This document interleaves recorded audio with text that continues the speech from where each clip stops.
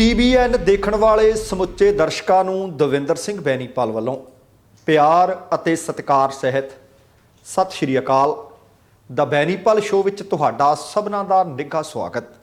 ਆਓ ਦੋਸਤੋ, ਕੁਝ ਅਹਿਮ ਖਬਰਾਂ, ਕੁਝ ਅਹਿਮ ਘਟਨਾਵਾਂ ਵਿਚਾਰੀਏ। ਵਿਦੇਸ਼ੋਂ ਭਾਰਤ ਜਾਣ ਵਾਲਿਆਂ ਲਈ 14 ਫਰਵਰੀ ਤੋਂ ਹੋਣਗੇ ਨਵੇਂ ਦਿਸ਼ਾ ਨਿਰਦੇਸ਼ ਲਾਗੂ। ਪੰਜਾਬ 'ਚ ਅੰਤਰਰਾਸ਼ਟਰੀ ਡਰੱਗ ਰੈਕੇਟ ਦਾ ਪਰਦਾਫਾਸ਼। CM ਦੇ ਚਿਹਰੇ ਤੋਂ ਲਾਂਭੇ ਕੀਤੇ ਜਾਣ ਬਾਅਦ ਕਾਂਗਰਸ ਸਿੱਧੂ ਦੇ ਬਦਲ ਦੀ ਤਲਾਸ਼ 'ਚ।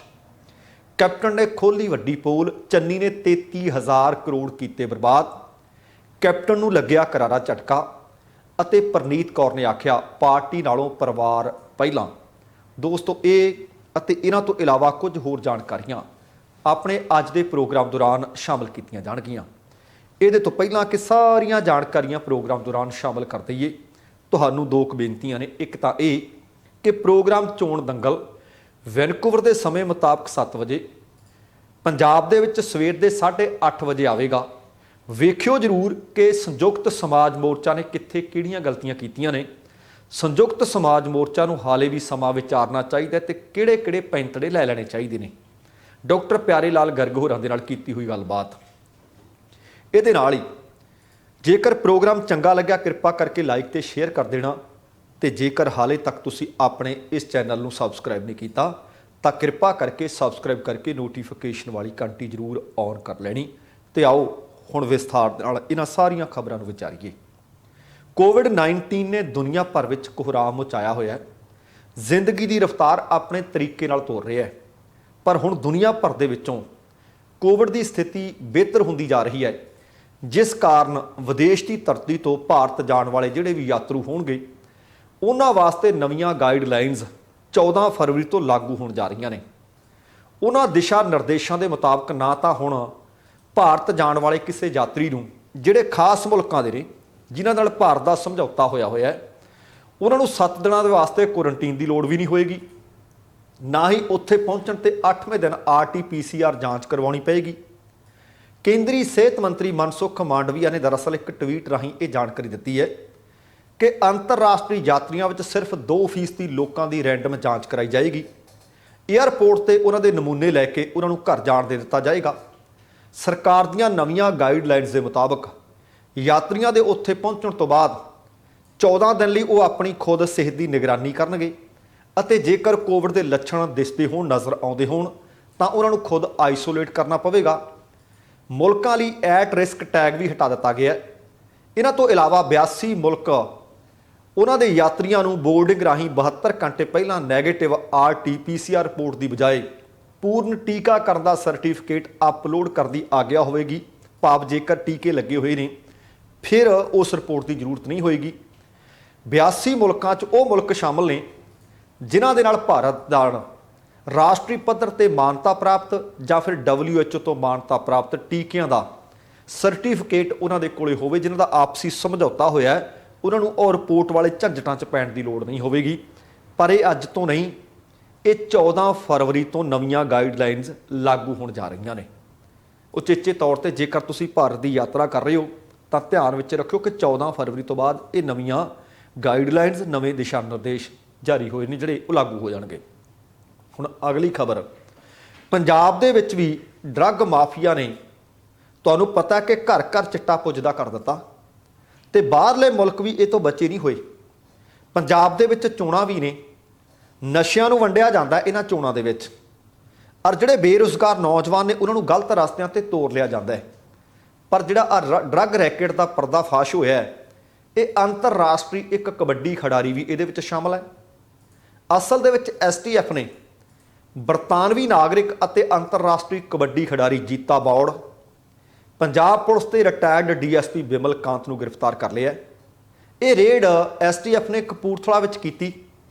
ਗ੍ਰਿਫਤਾਰ ਕੀਤੇ ਗਏ ਦੋਸ਼ੀਆਂ ਦੇ ਵਿੱਚ ਇੱਕ ਥਾਣੇਦਾਰ ਵੀ ਦੱਸਿਆ ਜਾ ਰਿਹਾ ਹੈ। STF ਨੇ ਕੁੱਲ 12 ਵਿਅਕਤੀਆਂ ਦੇ ਖਿਲਾਫ ਮੁਕੱਦਮਾ ਦਰਜ ਕਰ ਲਿਆ, ਜਿਸ ਦੇ ਵਿੱਚ ਡਰੱਗ ਦੀ ਵਿਕਰੀ ਕਰਨ ਵਾਲੇ ਵੀ ਹੈ, ਪ੍ਰਾਪਰਟੀ ਨੂੰ ਐਡਜਸਟ ਕਰਨ ਵਾਲੇ ਕੁਝ ਮਸ਼ਹੂਰ ਚਾਰਟਰਡ ਅਕਾਊਂਟੈਂਟ ਵੀ ਦੱਸੇ ਗਏ ਹੈ।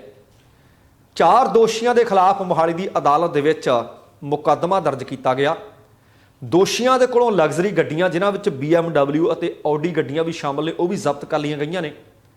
ਇਹ ਵੀ ਪਤਾ ਲੱਗਿਆ ਕਿ ਇਹਨਾਂ ਦੋਸ਼ੀਆਂ ਦੇ ਤਾਰ ਪੰਜਾਬ ਸਰਕਾਰ ਦੇ ਇੱਕ ਮੰਤਰੀ ਨਾਲ ਵੀ ਜੁੜੇ ਹੋਏ ਨੇ, ਜਿਹੜਾ ਇਹਨਾਂ ਦਿਨਾਂ ਦੇ ਵਿੱਚ ਸਰਕਾਰ ਦੇ ਖਿਲਾਫ ਮੋਰਚਾ ਵੀ ਖੋਲ੍ਹ ਕੇ ਬੈਠਾ ਹੈ। ਹੁਣ ਤੁਸੀਂ ਆਪ ਅੰਦਾਜ਼ਾ ਲਾ ਲਓ ਕਿ ਕਪੂਰਥਲੇ ਦਾ ਮਾਮਲਾ ਹੈ ਤੇ ਇੱਕ ਮੰਤਰੀ ਜਿਹੜਾ ਆਪਣੀ ਪਾਰਟੀ ਦੇ ਖਿਲਾਫ ਮੋਰਚਾ ਖੋਲ੍ਹ ਕੇ ਬੈਠਾ ਹੋਇਆ, ਉਹਦੀ ਚਰਚਾ ਹੋ ਰਹੀ ਹੈ ਇਸ ਕੇਸ ਦੇ ਵਿੱਚ। ਦੋਸ਼ੀਆਂ ਦੀ ਜਿਹੜੀ ਪਹਿਚਾਣ ਆ ਉਹ ਇੰਟਰਨੈਸ਼ਨਲ ਕਬੱਡੀ ਪਲੇਅਰ ਰਣਜੀਤ ਸਿੰਘ ਉਰਫ ਜੀਤਾ ਮੌੜ, ਰਿਟਾਇਰਡ ਡੀਐਸਪੀ ਬਿਮਲਕਾਂਤ, ਥਾਣੇਦਾਰ ਹੈ ਮਨੀਸ਼, ਉਹਨਾਂ ਦੇ ਤੌਰ ਤੇ ਕਰ ਦਿੱਤੀ ਗਈ ਹੈ। ਇਹ ਵੀ ਦੱਸਿਆ ਐਸਟੀਐਫ ਨੇ ਕਿ ਇਸ ਡਰੱਗ ਰੈਕਟ ਤੇ ਜਿਹੜੇ ਤਾਰ ਨੇ ਉਹ ਕੈਨੇਡਾ ਅਮਰੀਕਾ ਵਿੱਚ ਵੀ ਜੁੜ ਰਹੇ। ਅਮਰੀਕਾ ਦੇ ਗੁਰਜੰਟ ਸਿੰਘ ਨੇ ਤੇ ਕੈਨੇਡਾ ਦੇ ਦਵਿੰਦਰ ਸਿੰਘ ਉਰਫ ਜਵਾਹਰ ਨੇ। ਭੁਪਿੰਦਰ ਸਿੰਘ ਹੈ, ਸਿਮਰਨਜੀਤ ਸਿੰਘ ਹੈ, ਰਣਦੀਪ ਸਿੰਘ ਹੈ, ਦਿਨੇਸ਼ ਥਾਣੇਦਾਰ ਹੈ, ਜਗਜੀਤ ਸਿੰਘ ਅਤੇ ਜੀਤਾ ਮੌੜ ਦੀ ਘਰਵਾਲੀ ਰਾਜਿੰਦਰ ਕੌਰ ਨੂੰ ਵੀ ਇਸ ਕੇਸ ਦੇ ਵਿੱਚ ਨਾਮਜ਼ਦ ਕੀਤੇ ਜਾਣ ਦੀ ਖਬਰ ਹੈ। ਦੋਸ਼ੀਆਂ ਦੇ ਖਿਲਾਫ ਐਨਡੀਪੀਐਸ ਦੀ ਐਕਟ ਦੀ ਧਾਰਾ 25, 27 ਅਤੇ 27A ਦੇ ਤਹਿਤ ਮਾਮਲਾ ਦਰਜ ਕੀਤਾ ਗਿਆ ਹੈ। ਜਾਂਚ ਤੋਂ ਇਹ ਵੀ ਪਤਾ ਲੱਗਿਆ ਕਿ ਡਰੱਗ ਡੀਲ ਦੇ ਨਾਲ ਕਰੋੜਾਂ ਰੁਪਏ ਜਿਹੜੇ ਕਮਾਏ ਗਏ ਉਹ ਇਨਵੈਸਟ ਕੀਤੇ ਗਏ ਰੀਅਲ ਅਸਟੇਟ ਦੇ ਵਿੱਚ ਅਤੇ ਨਾਲੋਂ ਨਾਲ ਜ਼ਮੀਨ ਖਰੀਦਣ ਦੇ ਵਿੱਚ। ਇਹ ਵੀ ਪਤਾ ਲੱਗਿਆ ਕਿ ਇੱਕ ਕਬੱਡੀ ਖਿਡਾਰੀ ਕਪੂਰਥਲਾ ਦੇ ਇੱਕ ਆਲੀਸ਼ਾਨ ਬੰਗਲੇ ਵਿੱਚ ਰਹਿੰਦਾ ਸੀ। ਉਸ ਦੇ ਕੋਲ ਲਗਜ਼ਰੀ ਗੱਡੀਆਂ ਜਿਨ੍ਹਾਂ ਵਿੱਚ BMW ਸਮੇਤ ਕਈ ਹੋਰ ਵੀ ਸੀ। ਸੂਤਰ ਇਹ ਵੀ ਦੱਸਦਾ ਕਿ ਇਹਨਾਂ ਲਗਜ਼ਰੀ ਗੱਡੀਆਂ ਦੇ ਵਿੱਚ ਹੀ ਇਸ ਡਰੱਗ ਦੀ ਸਪਲਾਈ ਕੀਤੀ ਜਾਂਦੀ ਸੀ ਅਤੇ ਇਹਨਾਂ ਦਾ ਹਿਸਾਬ ਕਿਤਾਬ ਦੋ ਥਾਣੇਦਾਰ ਰੱਖਦੇ ਸੀ। ਆ ਦੇਖੋ ਕਿ ਕੁੱਤੀ ਚੋਰਾਂ ਨਾਲ ਰਲੀ ਹੋਈ ਸੀ। ਇਸ ਡਰੱਗ ਮਨੀ ਦਾ ਹਿਸਾਬ ਕਿਤਾਬ ਖੁਦ ਦੋ ਥਾਣੇਦਾਰ ਰੱਖਦੇ ਸੀ। ਥਾਣੇਦਾਰਾਂ ਨੂੰ ਇਹ ਪਤਾ ਲੱਗਾ ਕਿ ਕੁਝ ਉੱਥੋਂ ਦੇ ਲੀਡਰਾਂ ਦੀ ਸ਼ਹਿ। ਹਾਲਾਂਕਿ ਐਸਟੀਐਫ ਦੇ ਵੱਲੋਂ ਹਾਲੇ ਤੱਕ ਉਸ ਲੀਡਰ ਦਾ ਨਾਮ ਜ਼ਾਹਰ ਨਹੀਂ ਕੀਤਾ ਗਿਆ।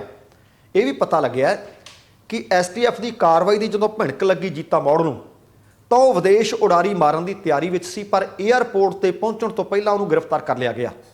ਇਹ ਵੀ ਜਾਣਕਾਰੀ ਮਿਲੀ ਹੈ ਕਿ ਅਮਰੀਕਾ ਤੇ ਕੈਨੇਡਾ ਵਿੱਚ ਡਰੱਗ ਤਸਕਰੀ ਦੇ ਇਸ ਮਾਮਲੇ 'ਚ ਸਬੂਤ ਵੀ ਮਿਲ ਗਏ ਨੇ।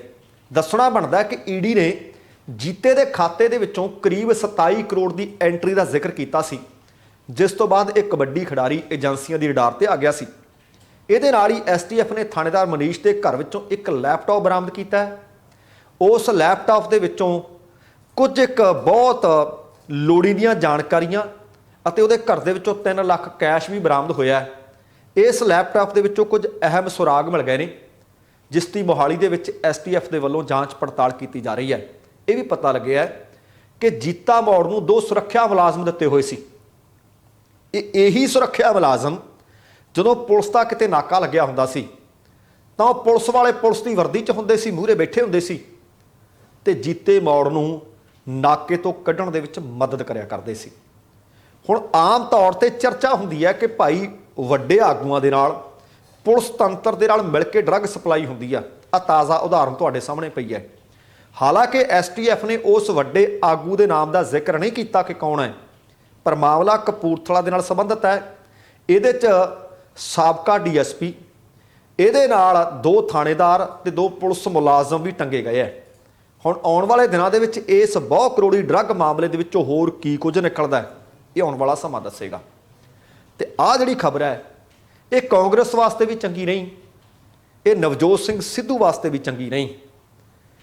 ਪੰਜਾਬ ਦੇ ਵਿੱਚ ਚੋਣ ਮੈਦਾਨ ਭਖਿਆ ਹੋਇਆ। ਇਹ ਪਤਾ ਨਹੀਂ ਕਿ ਸਰਕਾਰ ਕਿਹੜੀ ਪਾਰਟੀ ਦੀ ਬਣਨੀ ਹੈ। ਇਹ ਪਤਾ ਨਹੀਂ ਕਿ ਕਾਂਗਰਸ ਮੁੜ ਸੱਤਾ ਦੀ ਪ੍ਰਾਪਤੀ ਕਰੇਗੀ ਜਾਂ ਨਹੀਂ। 20 ਫਰਵਰੀ ਨੂੰ ਲੋਕਾਂ ਨੇ ਵੋਟਾਂ ਪਾ ਦੇਣੀਆਂ ਨੇ।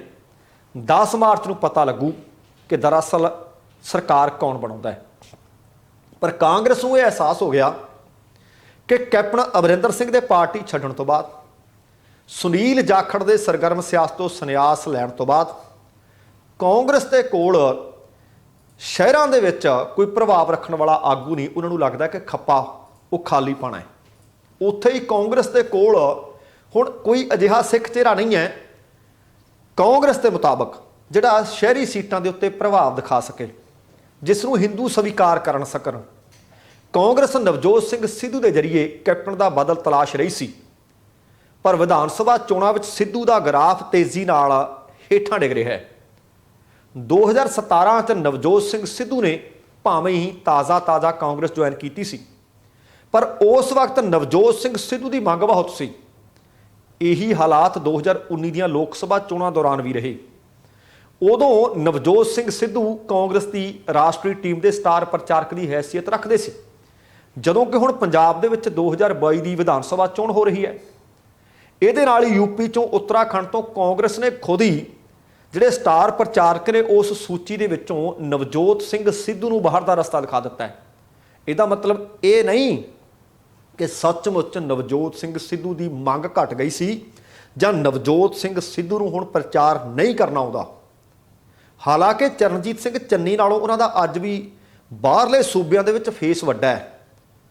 ਉਹ ਇਸ ਕਰਕੇ ਇੱਕ ਕ੍ਰਿਕਟਰ, ਇਸ ਕਰਕੇ ਕਮੈਂਟੇਟਰ, ਇਸ ਕਰਕੇ ਉਹ ਟੀਵੀ ਪਰਦੇ ਤੇ ਆਇਆ ਕਰਦੇ ਸੀ, ਪਰ ਇਸ ਵਕਤ ਉਹ ਕਿਸੇ ਪਾਸੇ ਚੋਣ ਪ੍ਰਚਾਰ ਕਰਦੇ ਨਜ਼ਰ ਨਹੀਂ ਆਉਂਦੇ। 2021 ਚ ਕਾਂਗਰਸ ਦੇ ਪ੍ਰਧਾਨ ਦੀ ਕਮਾਨ ਸੰਭਾਲੀ ਨਵਜੋਤ ਸਿੰਘ ਸਿੱਧੂ ਨੇ। ਸਿੱਧੂ ਲੋਕਾਂ ਦੀਆਂ ਅੱਖਾਂ ਦੇ ਤਾਰੇ ਬਣ ਕੇ ਉਭਰੇ। ਸ਼ਹਿਰੀ ਖੇਤਰਾਂ ਦੇ ਵਿੱਚ ਵੀ ਉਹਨਾਂ ਦਿਨਾਂ 'ਚ ਚੰਗਾ ਪ੍ਰਭਾਵ ਆ।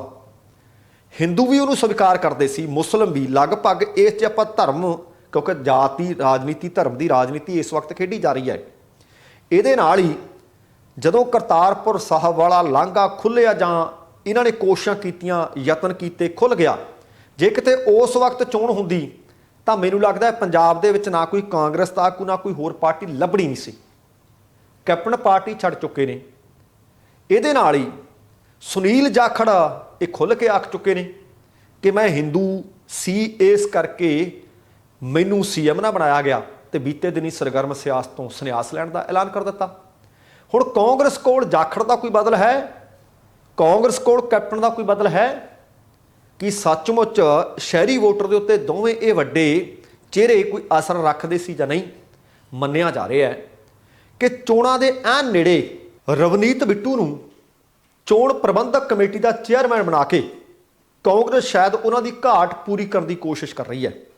ਕਾਰਨ ਇਹ ਵੀ ਹੈ ਕਿ ਰਾਹੁਲ ਗਾਂਧੀ ਦੀਆਂ ਗੁੱਡ ਬੁੱਕਸ ਦੇ ਵਿੱਚ ਨੇ ਰਵਨੀਤ ਬਿੱਟੂ। ਪਰ ਸਵਾਲ ਪੈਦਾ ਹੁੰਦਾ ਹੈ ਕਿ ਰਾਹੁਲ ਗਾਂਧੀ ਦੀ ਗੁੱਡ ਬੁੱਕਸ 'ਚ ਹੋ ਸਕਦੇ ਹੈ, ਪਰ ਲੋਕਾਂ ਦੀ ਗੁੱਡ ਬੁੱਕਸ 'ਚ ਰਵਨੀਤ ਬਿੱਟੂ ਹੈ?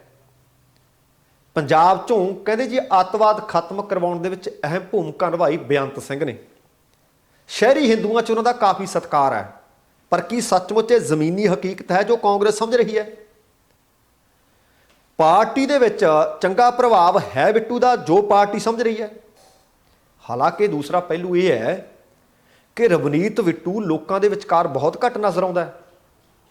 ਅਕਸਰ ਸ਼ਿਕਾਇਤ ਹੁੰਦੀ ਹੈ ਕਿ ਲੋਕਾਂ ਦੇ ਸੰਪਰਕ ਵਿੱਚ ਨਹੀਂ ਰਹਿੰਦਾ। ਹੁਣ ਜੇਕਰ ਨਵਜੋਤ ਸਿੰਘ ਸਿੱਧੂ ਨੂੰ ਕਾਂਗਰਸ ਪਾਰਟੀ ਲਾਂਭੇ ਕਰਨਾ ਚਾਹੁੰਦੀ ਹੈ ਤੇ ਇਹਦਾ ਨੁਕਸਾਨ ਸਿੱਧੂ ਨੂੰ ਘੱਟ ਤੇ ਕਾਂਗਰਸ ਨੂੰ ਜ਼ਿਆਦਾ ਹੋਣ ਦੀ ਸੰਭਾਵਨਾ ਹੈ। ਆ ਵੀ ਜਿਹੜਾ ਚਰਨਜੀਤ ਸਿੰਘ ਚੰਨੀ ਨੂੰ ਸੀਐਮ ਫੇਸ ਬਣਾ ਦਿੱਤਾ, ਜਿਹੜੀ ਵੋਟ ਤਬਦੀਲੀ ਵਾਲੀ ਵੋਟ ਸੀ ਉਹ ਕਾਂਗਰਸ ਦੇ ਖਾਤੇ ਨਹੀਂ ਆਉਣੀ। ਜਿਹੜਾ ਦਲਿਤ ਵੋਟ ਵਾਲਾ ਪੱਤਾ ਖੇਡਿਆ, ਸਾਰੇ ਦਲਿਤਾਂ ਨੇ ਨਵਜੋਤ ਸਿੰਘ ਸਿੱਧੂ ਜਾਂ ਚਰਨਜੀਤ ਸਿੰਘ ਚੰਨੀ ਇਹ ਦੇਖ ਕੇ ਵੋਟ ਨਹੀਂ ਪਾਉਣੀ ਕਿ ਹੁਣ ਚੰਨੀ ਆ ਗਿਆ ਤੇ ਸਾਡਾ ਮਸੀਹਾ ਆ ਗਿਆ। ਲੋਕ ਦਰਅਸਲ ਸਾਫ਼ ਸੁਥਰਾ ਪ੍ਰਸ਼ਾਸਨ ਚਾਹੁੰਦੇ ਹੈ। ਕਾਂਗਰਸ ਨੇ ਸਟਾਰ ਪ੍ਰਚਾਰਕਾਂ ਦੀ ਸੂਚੀ ਚੋਂ ਲਾਂਭੇ ਕਰ ਦਿੱਤਾ। ਇਹਦਾ ਖਮਿਆਜ਼ਾ ਵੀ ਕਾਂਗਰਸ ਨੂੰ ਹੀ ਭੁਗਤਣਾ ਪੈਣਾ ਹੈ। ਆਮ ਲੋਕਾਂ ਦੀ ਰਾਏ ਹੈ ਕਿ ਜੇਕਰ ਸਿੱਧੂ ਸੀਐਮ ਚਿਹਰਾ ਹੁੰਦੇ, ਪੰਜਾਬ ਦੇ ਵਿੱਚ ਸ਼ਾਇਦ ਕਾਂਗਰਸ ਦੇ ਹੱਕ ਵਿੱਚ ਫਿਰ ਹਵਾ ਵਗ ਤੁਰਦੀ। ਭਾਵੇਂ ਕਿ ਕਾਂਗਰਸ ਇਸ ਵਕਤ ਸਿੱਧੂ ਦਾ ਬਦਲ ਤਲਾਸ਼ ਰਹੀ ਹੈ, ਪਰ ਸ਼ਾਇਦ ਕਿਤੇ ਨਾ ਕਿਤੇ ਜਾਪਦਾ ਹੈ ਕਿ ਸਿੱਧੂ ਮੁੱਖ ਮੰਤਰੀ ਦੇ ਚਿਹਰੇ ਦੀ ਝਾਕ ਵਿੱਚ ਰਹੇ। ਪੰਜਾਬ ਦੀ ਸਿਆਸਤ ਦੇ ਵਿੱਚ ਜਿਹੜਾ ਉਹ ਬਦਲ ਲੱਭ ਰਹੇ ਸੀ ਜਾਂ ਬਦਲ ਦੇਣਾ ਚਾਹੁੰਦੇ ਸੀ, ਲੱਗਦਾ ਕਿ ਉਹਨਾਂ ਨੇ ਮੌਕਾ ਖੁੰਝਾ ਲਿਆ। ਹੁਣ ਨਵਜੋਤ ਸਿੰਘ ਸਿੱਧੂ ਬਾਬਤੇ ਆਖਿਆ ਜਾ ਸਕਦਾ ਹੈ ਕਿ ਤਾਲੋਂ ਕੁੱਥੀ ਡੂਮਣੀ ਗਾਵੇ ਆਲ ਪਤਾਲ। ਹੁਣ ਗੱਲ ਇਹ ਹੋ ਚੁੱਕੀ ਹੈ, ਇਹਦੇ 'ਚ ਭੋਰਾ ਜਿੰਨੀ ਸ਼ੱਕ ਨਹੀਂ ਕਿ ਨਵਜੋਤ ਸਿੰਘ ਸਿੱਧੂ ਆਪਣੇ ਹਲਕੇ ਜੋਗੇ ਰਹਿ ਗਏ ਆ। ਵੀ ਜੋਗੀਆ ਰਹਿ ਗਈ ਮੈਂ ਤੇਰੇ ਜੋਗੀ, ਇਹ ਤਾਂ ਹੁਣ ਉਹ ਕੰਮ ਹੋ ਗਿਆ। ਕਾਂਗਰਸ ਦੇ ਕੁਝ ਵੱਡੇ ਆਗੂ ਵੀ ਨਵਜੋਤ ਸਿੰਘ ਸਿੱਧੂ ਨੂੰ ਉਹਨਾਂ ਦੇ ਹਲਕੇ 'ਚੋਂ ਹਰਾਉਣਾ ਚਾਹੁੰਦੇ ਆ। ਅੰਦਰ ਖਾਤੇ ਪੂਰੀਆਂ ਕੋਸ਼ਿਸ਼ਾਂ ਨੇ ਤਾਂ ਕਿ ਇਹ ਦੁਬਾਰਾ ਫਣ ਨਾ ਚੁੱਕ ਸਕੇ ਅਤੇ ਬਾਕੀ ਵਿਰੋਧੀ ਧਿਰਾਂ ਵੀ। ਨਵਜੋਤ ਸਿੰਘ ਸਿੱਧੂ ਦਾ ਬਦਲ ਜੇਕਰ ਤਲਾਸ਼ਣਗੇ ਵੀ ਕਾਂਗਰਸ ਵਾਲੇ, ਉਹ ਭਾਵੇਂ ਚੋਣਾਂ ਤੋਂ ਬਾਅਦ ਤਲਾਸ਼ ਲੈਣ, ਭਾਵੇਂ ਚੋਣਾਂ ਤੋਂ ਪਹਿਲਾਂ ਇਸ ਤਰ੍ਹਾਂ ਦੀ ਨੌਬਤ ਆ ਜਾਏ, 36 ਦਾ ਘਾਟਾ ਕਾਂਗਰਸ ਨੂੰ ਹੋਣਾ ਹੈ। ਨਵਜੋਤ ਸਿੰਘ ਸਿੱਧੂ ਇਹ ਗੱਲ ਵਿੱਚ ਕੋਈ ਇਨਕਾਰ ਨਹੀਂ, ਦੋਰਾਵਾਂ ਨਹੀਂ ਕਿ ਉਹ ਵੀ ਉਹਨਾਂ ਦਾ ਭਵਿੱਖ ਕਿੱਥੇ ਹੈ। ਕੀ ਸੱਚਮੁੱਚ ਉਹ ਮੌਕਾ ਖੁੰਝਾ ਗਏ ਹੈ, ਜਾਂ ਜਿਸ ਤਰੀਕੇ ਨਾਲ ਉਹ ਰਾਜਨੀਤੀ ਕਰਨਾ ਚਾਹੁੰਦੇ ਹੈ ਤਾਂ ਉਹਨਾਂ ਨੂੰ ਹੋ ਸਕਦਾ ਕਿ ਆਪਣੀ ਪਾਰਟੀ ਹੀ ਬਣਾਉਣੀ ਪਵੇ, ਹੋਰ ਕਿਸੇ ਪਾਰਟੀ 'ਚ ਜਾ ਕੇ ਜਿੱਥੇ ਕੋਈ ਹਾਈ ਕਮਾਂਡ ਹੋਵੇ ਉਹਨਾਂ ਦੀ ਦਾਲ ਨਾ ਗਣੇ।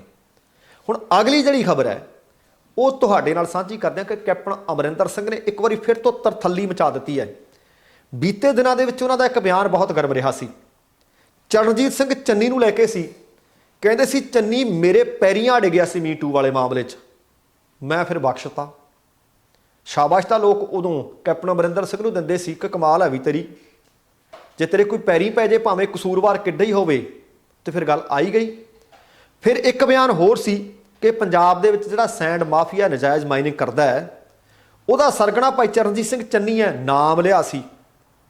ਕਹਿੰਦੇ ਮੈਂ ਤਾਂ ਚਾਹੁੰਦਾ ਸੀ ਕਿ ਕਾਰਵਾਈ ਕਰਾਂ, ਪਰ ਪਾਰਟੀ ਨੂੰ ਮੱਦੇ ਨਜ਼ਰ ਰੱਖਦਿਆਂ ਜਦ ਕੋਈ ਹੁੰਗਾਰਾ ਨਾ ਮਿਲਿਆ ਚੁੱਪ ਕਰ ਗਿਆ। ਲੋਕ ਫਿਰ ਪੁੱਛਦੇ ਸੀ ਕਿ ਪਾਰਟੀ ਪਹਿਲਾਂ ਜਾਂ ਪੰਜਾਬ ਪਹਿਲਾਂ। ਆ ਹੁਣ ਇਸੇ ਤਰ੍ਹਾਂ ਦਾ ਇੱਕ ਹੋਰ ਬਿਆਨ ਉਹਨਾਂ ਦਾ ਤਰਥੱਲੀ ਮਚਾ ਰਿਹਾ ਹੈ।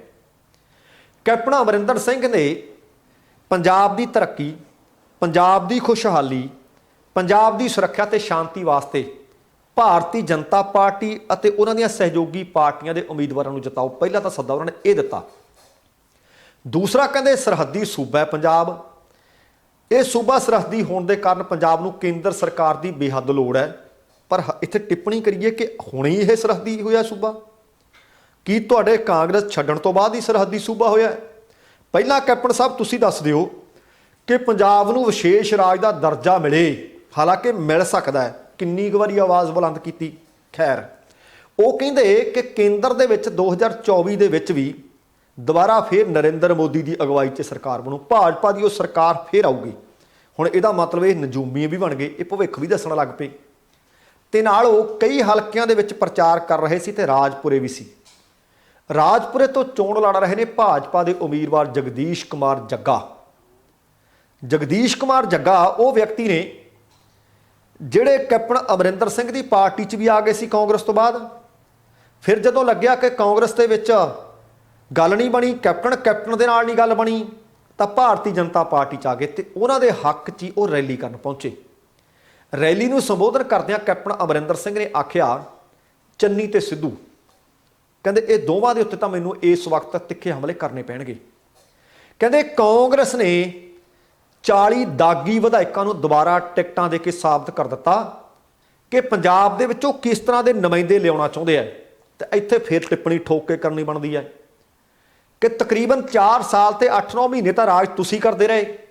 ਕਦੇ ਪ੍ਰੈਸ ਕਾਨਫਰੰਸ ਕਰਕੇ ਦੱਸਿਆ ਕਿ ਮੇਰੀ ਸਰਕਾਰ ਦੇ ਵਿੱਚ, ਮੇਰੀ ਪਾਰਟੀ ਦੇ ਵਿੱਚ 40 ਦਾਗੀ ਵਿਧਾਇਕ ਨੇ ਜਿਨ੍ਹਾਂ ਨੂੰ ਦੁਬਾਰਾ ਟਿਕਟਾਂ ਦੇ ਦਿੱਤੀਆਂ। ਜੇ ਤੁਸੀਂ ਕਾਂਗਰਸ ਪਾਰਟੀ ਵਿੱਚ ਰਹਿੰਦੇ ਫਿਰ ਕਮਾਲ ਹੈ, ਫਿਰ ਦੁੱਧ ਧੋਤੇ ਸੀ। ਪਰ ਉਹਨਾਂ ਦਾ ਇਹ ਕਹਿਣਾ ਮਹੱਤਵ ਰੱਖਦਾ ਹੈ ਕਿ 40 ਦਾਗੀ ਵਿਧਾਇਕਾਂ ਨੂੰ ਦੁਬਾਰਾ ਟਿਕਟਾਂ, ਤੇ ਨਾਲ ਉਹਨਾਂ ਨੇ ਇਹ ਵੀ ਆਖਿਆ ਕਿ ਚਰਨਜੀਤ ਸਿੰਘ ਚੰਨੀ ਦੇ 111 ਦਿਨ 33,000 ਕਰੋੜ ਬਰਬਾਦ ਕੀਤੇ ਆ ਚੰਨੀ ਨੇ। ਚੇਤੇ ਰਹੇ ਕਿ ਚਰਨਜੀਤ ਸਿੰਘ ਚੰਨੀ ਦੀ ਸਾਲੀ ਦਾ ਮੁੰਡਾ ਹਨੀ, ਉਹਦੇ ਉੱਤੇ ਵੀ ਅਸੈਂਡ ਦਾ ਕੰਮ, ਇਹ ਵੀ ਮਾਫੀਆ, ਟਰਾਂਸਫਰ ਮਾਫੀਆ, ਇਹਦੇ ਕਾਰਨ ਕਰੋੜਾਂ ਰੁਪਏ ਉਹਦੇ ਘਰੇ ਮਿਲਣ ਤੋਂ ਬਾਅਦ, ਈਡੀ ਦੀ ਛਾਪੇ ਤੋਂ ਬਾਅਦ, ਤੇ ਹਾਲੇ ਵੀ ਉਹ ਈਡੀ ਦੀ ਹਿਰਾਸਤ ਵਿੱਚ ਹੈ।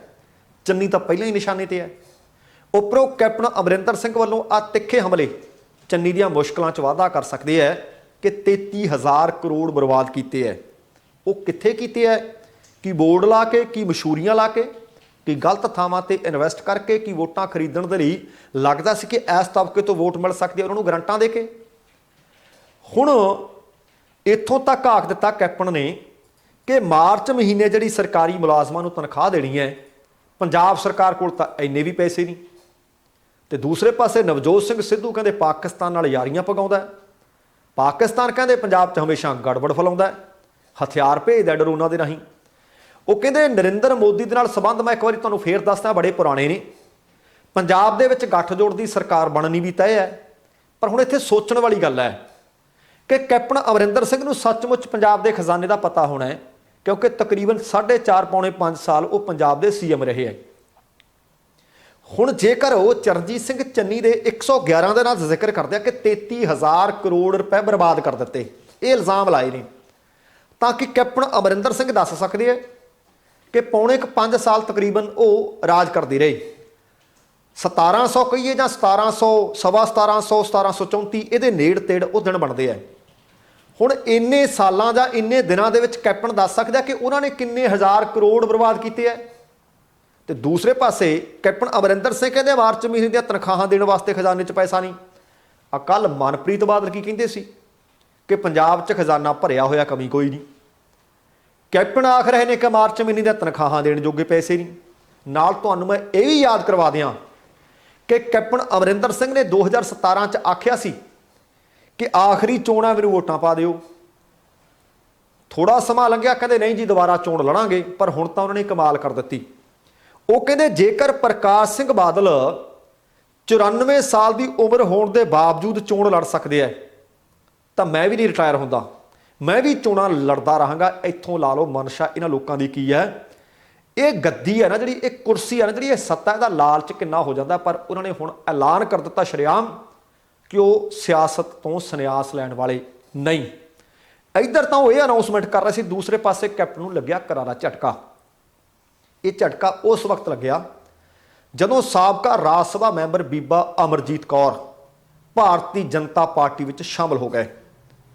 ਪਟਿਆਲਾ ਦੇ ਸ਼ਾਹੀ ਘਰਾਣੇ ਦੀ ਨੂੰਹ ਬੀਬਾ ਅਮਰਜੀਤ ਕੌਰ ਸਾਬਕਾ ਮੁੱਖ ਮੰਤਰੀ ਕੈਪਟਨ ਅਮਰਿੰਦਰ ਸਿੰਘ ਦੀ ਸਕੀ ਚਾਚੀ ਨੇ। ਉਹਨਾਂ ਦੀ ਰਿਹਾਇਸ਼ ਵੀ ਨਿਊ ਮੋਤੀ ਬਾਗ ਪੈਲਸ ਦੇ ਨਜ਼ਦੀਕ ਹੈ। ਹੁਣ ਤੁਸੀਂ ਦੇਖੋ ਕਿ ਜਿਹੜੇ ਕੈਪਟਨ ਦੇ ਖਾਸ ਮਖਾਸ ਵੀ ਨੇ ਜਾਂ ਆਹ ਕੈਪਟਨ ਦੇ ਜਿਹੜੇ ਪਰਿਵਾਰਕ ਮੈਂਬਰ ਨੇ, ਇਹ ਪੰਜਾਬ ਲੋਕ ਕਾਂਗਰਸ ਦੇ ਵਿੱਚ ਸ਼ਾਮਲ ਹੋਣ ਦੀ ਬਜਾਏ ਸਿੱਧੇ ਭਾਰਤੀ ਜਨਤਾ ਪਾਰਟੀ ਵਿੱਚ ਜਾ ਰਹੇ ਨੇ। ਇਸ ਕਰਕੇ ਬਹੁਤ ਸਾਰੇ ਲੋਕ ਤਰਕ ਇਹ ਵੀ ਦਿੰਦੇ ਹੈ ਕਿ ਕੈਪਟਨ ਵੀ ਸ਼ਾਇਦ ਆਹ ਚੋਣਾਂ ਤੱਕ ਹੀ ਵੱਖਰਾ ਹੈ। ਹੋ ਸਕਦਾ ਅਗਲਾ ਕਿਸੇ ਸੂਬੇ ਦਾ ਰਾਜਪਾਲ ਬਣਿਆ ਬੈਠਾ ਹੋਵੇ ਜਾਂ ਫਿਰ ਭਾਰਤੀ ਜਨਤਾ ਪਾਰਟੀ ਵਿੱਚ ਸਿੱਧੀ ਸ਼ਮੂਲੀਅਤ ਕਰ ਲਵੇ। ਤੇ ਨਾਲ ਕੈਪਟਨ ਅਮਰਿੰਦਰ ਦੀ ਘਰਵਾਲੀ ਪ੍ਰਨੀਤ ਕੌਰ ਪਟਿਆਲਾ ਲੋਕ ਸਭਾ ਹਲਕੇ ਤੋਂ ਕਾਂਗਰਸ ਦੀ ਸੰਸਦ ਮੈਂਬਰ ਹੈ।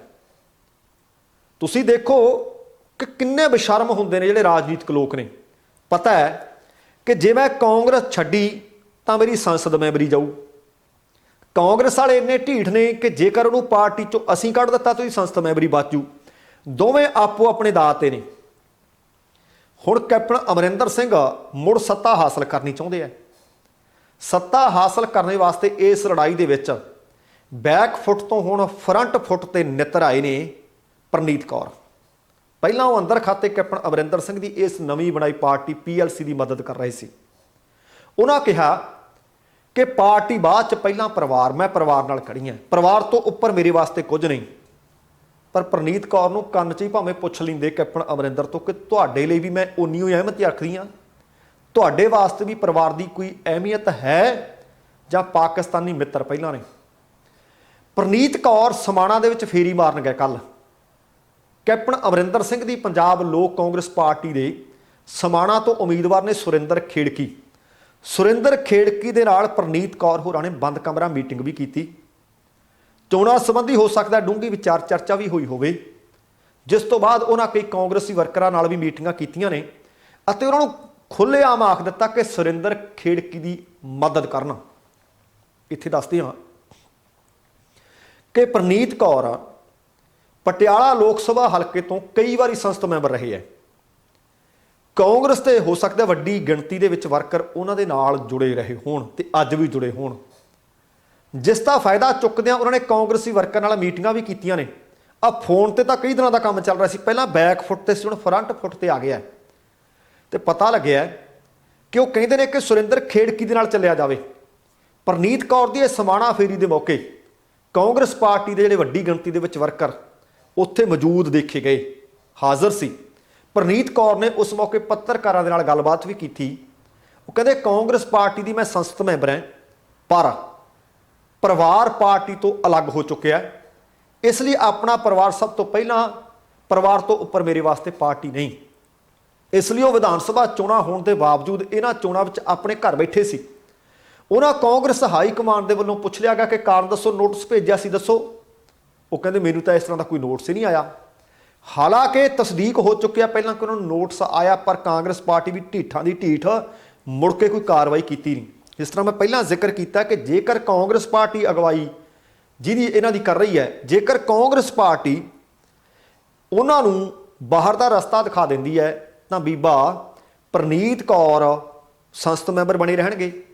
ਜੇ ਪ੍ਰਨੀਤ ਕੌਰ ਕਾਂਗਰਸ ਪਾਰਟੀ ਛੱਡਦੇ ਤਾਂ ਉਹਨਾਂ ਦੀ ਮੈਂਬਰੀ ਜਾਂਦੀ ਹੈ। ਇਸ ਕਰਕੇ ਦੋਵੇਂ ਆਪੋ ਆਪਣੇ ਦਾਅ ਤੇ ਨਹੀਂ। ਪ੍ਰਨੀਤ ਕੌਰ ਨੂੰ ਫਿਰ ਇਹ ਵੀ ਪੁੱਛ ਲਿਆ ਗਿਆ ਕਿ ਅੱਗੇ ਦੱਸੋ ਕੀ ਕਰਨਾ ਚਾਹੁੰਦੇ ਹੋ। ਕਾਂਗਰਸ 'ਚ ਰਹੋਗੇ ਛੱਡੋਗੇ? ਉਹ ਕਹਿੰਦੀ ਬਹੁਤ ਛੇਤੀ ਪਤਾ ਲੱਗ ਜੂ ਮੇਰਾ ਅਗਲਾ ਕਦਮ ਕੀ ਹੈ। ਉਹਨਾਂ ਇਹ ਗੱਲ ਤੋਂ ਇਨਕਾਰ ਕੀਤਾ ਕਿ ਉਹ ਚੋਣਾਂ ਵਿੱਚ ਕਿਸੇ ਦੀ ਹਮਾਇਤ ਕਰਨ ਦੇ ਵਾਸਤੇ ਉਚੇਚੇ ਤੌਰ ਤੇ ਉੱਥੇ ਪਹੁੰਚਣੇ। ਕਹਿੰਦੀ ਨਾ, ਮੈਂ ਤਾਂ ਇੱਕ ਨਿੱਜੀ ਸਮਾਗਮ ਦੇ ਵਿੱਚ ਸ਼ਾਮਲ ਹੋਣਾ ਹੀ ਹਾਂ। ਹੁਣ ਉੱਥੋਂ ਦੇ ਹਲਕਾ ਵਿਧਾਇਕ ਤੇ ਕਾਂਗਰਸ ਪਾਰਟੀ ਦੇ ਸਮਾਣਾ ਤੋਂ ਉਮੀਦਵਾਰ ਨੇ ਕਾਕਾ ਰਜਿੰਦਰ ਸਿੰਘ। ਕਾਕਾ ਰਜਿੰਦਰ ਸਿੰਘ ਨੇ ਕਿਹਾ ਕਿ ਪ੍ਰਨੀਤ ਕੌਰ ਪਹਿਲਾਂ ਅੰਦਰ ਖਾਤੇ ਪੀਐਲਸੀ ਤੇ ਭਾਜਪਾ ਦੀ ਮਦਦ ਕਰਦੀ ਸੀ, ਹੁਣ ਖੁੱਲਿਆ ਮੈਦਾਨ 'ਚ ਨਿਤਰ ਆਈ ਹੈ। ਉਹ ਕਹਿੰਦੇ ਜੇ ਆਹੀ ਕੁਛ ਕਰਨਾ ਹੈ, ਕਾਂਗਰਸ ਤੋਂ ਦੇਣ ਪਹਿਲਾਂ ਅਸਤੀਫਾ, ਫਿਰ ਜਿਹਦੀ ਮਰਜ਼ੀ ਮਦਦ ਕਰਨ। ਪਰ ਪ੍ਰਨੀਤ ਕੌਰ ਹਾਲੇ ਇਸ ਮੂਡ ਵਿੱਚ ਲੱਗਦੇ ਨਹੀਂ। ਸੋ ਇਹ ਆਉਣ ਵਾਲੇ ਦਿਨਾਂ ਦੇ ਵਿੱਚ ਲੋਕਾਂ ਨੇ ਦੱਸਣਾ ਕਿ ਕਿਹਨੂੰ ਲੋਕ ਮੂੰਹ ਲਾਉਂਦੇ ਨੇ ਤੇ ਕਿਹਨੂੰ ਹਰਾਉਂਦੇ ਆ। ਪਰ ਖਾਸ ਕਰਕੇ ਅਪੀਲ ਹੈ ਕਿ ਜਿਹੜੇ ਦਲ ਬਦਲੂ ਨੇ ਉਹਨਾਂ ਦਾ ਉਚੇਚੇ ਤੌਰ ਤੇ ਖਿਆਲ ਰੱਖਿਆ ਜਾਵੇ। ਉਹ ਭਾਵੇਂ ਕਿਸੇ ਵੀ ਪਾਰਟੀ ਵਿੱਚ ਹੋਣ, ਜਿਹੜੇ ਬੀਤੇ 5 ਸਾਲਾਂ 'ਚ ਤੁਹਾਨੂੰ ਕਦੇ ਮੂੰਹ ਦਿਖਾਉਣ ਨਹੀਂ ਆਏ, ਉਹਨਾਂ ਦਾ ਉਚੇਚੇ ਤੌਰ ਤੇ ਖਿਆਲ ਰੱਖਿਆ ਜਾਵੇ। ਜਿਹੜੇ ਲੋਕ ਸਭਾ ਦੇ ਮੈਂਬਰ ਤੁਸੀਂ ਚੁਣ ਕੇ ਭੇਜੇ, ਤੁਹਾਡੀ ਆਵਾਜ਼ ਬਣੇ, ਲੋਕ ਸਭਾ 'ਚ ਜਾਂਦੇ ਨਹੀਂ, ਆਹ ਮੀਟਿੰਗਾਂ ਕਰਦੇ ਫਿਰਦੇ ਆ, ਉਹਨਾਂ ਦਾ ਖਿਆਲ ਰੱਖਿਆ ਜਾਵੇ।